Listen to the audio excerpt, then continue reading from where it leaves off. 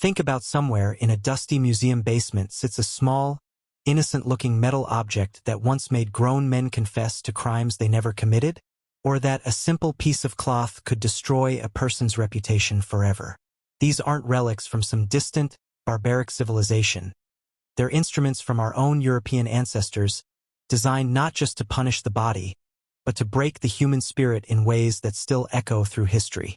Let's begin with something that looks almost beautiful, until you understand what it was designed to do to the human body. The Pear of Anguish. Picture walking through a medieval marketplace when you notice a crowd gathering around what appears to be an execution. But there's no gallows, no axe, just a small, pear-shaped metal device that gleams innocently in the sunlight. This is the Pear of Anguish, and it's about to reveal the medieval mind's most disturbing innovation. The device looks harmless enough, roughly the size of an actual pear, made of polished metal with intricate engravings.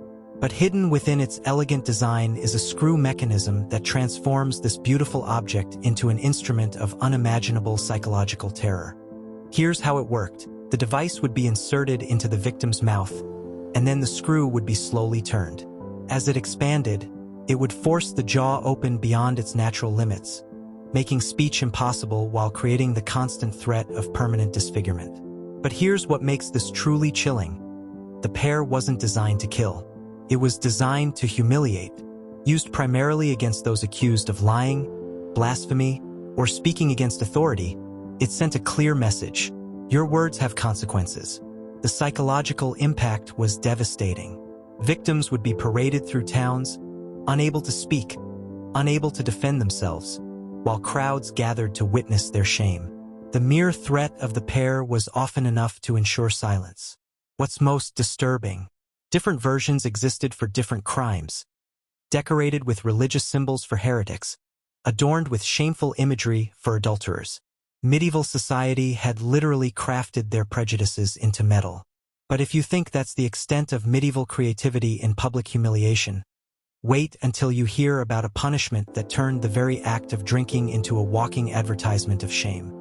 The drunkard's cloak. Imagine waking up after a night of too much ale to find yourself locked inside a wooden barrel, with only your head and arms sticking out, forced to walk through your hometown wearing your shame like a costume. Welcome to the drunkard's cloak, a punishment so brilliantly humiliating that it survived for over 300 years. This wasn't just about punishing excessive drinking. This was social engineering disguised as justice. The barrel would be custom-fitted to the offender, often decorated with messages like, "Good ale makes me idle," or painted with embarrassing imagery that told everyone exactly what crime had been committed. Picture the psychological torture.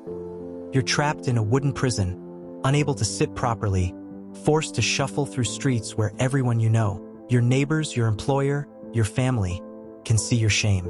The physical discomfort was nothing compared to the social death sentence. But here's what makes this punishment genuinely brilliant in its cruelty. It turned the community into participants. Children would follow barrel wearers through the streets. Adults would point and whisper, and the humiliation would be seared into public memory long after the barrel was removed. Records from 17th century England show that many offenders preferred physical punishment over the drunkard's cloak. A few lashes would heal, but social shame could destroy a person's reputation permanently. Some victims left their hometowns entirely, unable to face their neighbors after their barrel sentence. The most disturbing part? Variations appeared for different offenses. Gambling barrels, adultery barrels, even barrels for those who spoke too freely about local politics. Society had weaponized public humiliation into an art form. But perhaps no punishment reveals more about historical attitudes toward power and control than a device specifically designed to silence half the population. The SCOLD'S bridle. Now we encounter history's most revealing punishment. A metal cage designed to fit over a woman's head, complete with a metal plate that would press against her tongue, making speech impossible. The SCOLD'S bridle wasn't just about punishment. It was about control, designed specifically to silence women who dared to speak their minds. The device tells us everything about medieval and early modern attitudes toward women's voices. Made of iron bands that encircled the head like a cage, it included a metal bit that would be inserted into the mouth, sometimes fitted with spikes or sharp edges to make any attempt at speech painful. But here's what makes this historically fascinating. The crimes that warranted a scold's bridle weren't violent offenses. They were verbal ones, speaking back to a husband, gossiping about neighbors, arguing in public, criticizing local authorities. In essence, any woman who used her voice in ways that challenged social order could find herself locked in this metal silencer. The psychological impact was carefully calculated. Women would be led through town squares, their faces caged like wild animals, while crowds gathered to witness their humiliation. The message was unmistakable. Female voices were dangerous and needed to be controlled. Court records reveal the true horror. These devices were often ordered by husbands against their wives, by neighbors against women they disliked, by local authorities against anyone who questioned their decisions. The scold's bridle turned women's voices into criminal offenses. Some bridles included bells or other noisemakers, ensuring that the wearer couldn't move silently. Others had decorative elements that mocked the wearer, horns for stubborn women, animal features for those deemed unnatural in their behavior. These weren't just punishments, they were weapons of control.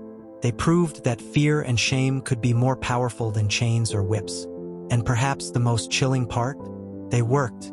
History's darkest lessons aren't about pain. They're about how easily we accept cruelty when it's disguised as order.